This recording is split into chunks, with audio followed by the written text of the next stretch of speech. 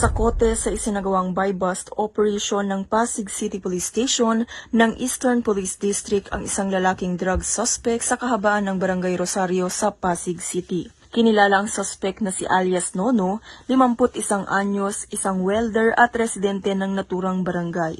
Nasamsam mula sa kanya ang higit 9 na gramo ng shabu na may malaking halaga. Dinala si alias Nono sa tanggapan ng STEU ng Pasig para sa karampatang proseso at kakasuhan siya ng paglabag sa RA 9165 o mas kilala bilang Comprehensive Dangerous Drugs Act of 2002.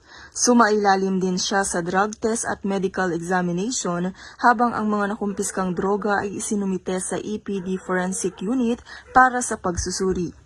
Pinuri ni Police Brigadier General Aden T. Lagradante, District Director ng EPD, ang matagumpay na operasyon at tiniyak ang tuloy-tuloy na kampanya laban sa iligal na droga upang mapanatili ang kapayapaan at kaligtasan ng mga pamilya sa Pasig at sa buong distrito. Mula dito sa Metro Manila, ako po ang inyong PNN Correspondent, Police Corporal Abigail Rojas, alagad ng batas, tagataguyod ng Balitang Pulis.